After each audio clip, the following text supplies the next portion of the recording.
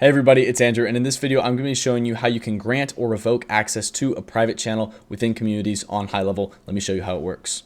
So I'm going to be showing you two new triggers and two new actions. These are all going to be granting or revoking access to the private channel. Within our automations, we're going to click Add New Trigger, and then we can see under Private Channel, we have Private Channel Access Granted and Private Channel Access Revoked. These are under the Community section. You can either search it up or scroll down to Communities, and you'll find them under that. Now, similar to our group access granted and group access revoked, these are going to be giving our users access to our private channels.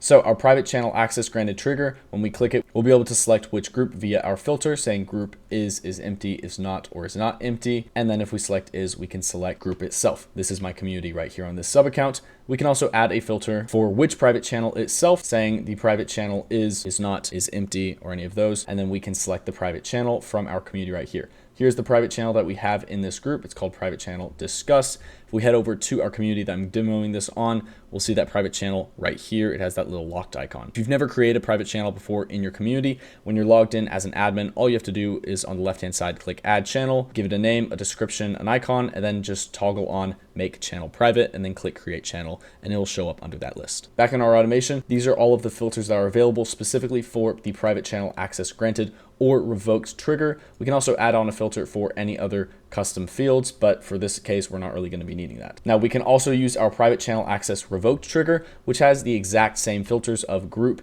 and channel. So if we select the group again, and then select the channel again, then this will give us the same filters. Now, these two triggers are going to act just the way that you would expect. The private channel access granted trigger will trigger a workflow whenever somebody's been added to a private channel or been given access to it via courses and communities. And the revoked trigger will work whenever you remove somebody from that private channel. Now that we know how the triggers work, let me show you the two actions. If we click plus, then we can look up our actions for our private channels, and we can either grant private channel access or revoke private channel access.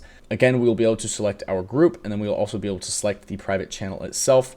Now, the grant private channel access action itself will do two things. It will, one, add the member to the group if they haven't been added to the group already, and then two, give them access to that private channel. That's really all you need to know about that action. And our second action is revoke private channel access. And if we click this, we'll have the same filters for group and private channels. We do need to select these in order to save. And what this is going to do as this action is remove the user's access from that private channel, but it will keep them in the community. So the first one will add them in the community if they're not already, and the second one will just remove them from that channel, but keep them in the community. Now that you know how those work, let me show you how I would use them in a business use case. One of the most straightforward ways that you can use these triggers and actions together is by giving somebody access to a specific channel when they have paid for a specific product. That's how I'm going to use it personally. So let me show you how that works. What I'm going to do is use the order submitted under payments trigger.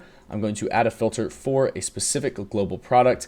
And that is going to be, keep in mind, not any of our free products, but we're going to do one of our paid products so they can get access to this paid channel because they have paid for it. Then we're going to save that as our trigger and then add our action for grant private channel access. And then what this is going to do under our community and our private channel is not only give them access to the community after they have placed an order or paid for it, but it's going to give them access to that private channel, since in this case, they're purchasing a product that includes that private channel access. Another way that we can do something similar to this is by deleting these actions. And then what we'll do is we'll change this order submitted trigger to a refund trigger. And that way this workflow will come in whenever a refund comes in. And we're going to say under our filters, we're going to add a source for our refund is, and then we're going to add community. So if a refund is issued in the community, then what we will do is we will revoke our private channel access from that community in case somebody pays for the private channel and refunds it, then they no longer have access to that private channel, but they still get access to the rest of the community, which in this case is free. Now, that's just a couple of ways that you can use these workflow triggers and actions in order to grant or revoke private channel access in your community. If you have any questions about how this works, feel free to refer back to the help doc, and I hope you found this helpful. Thank you so much for watching.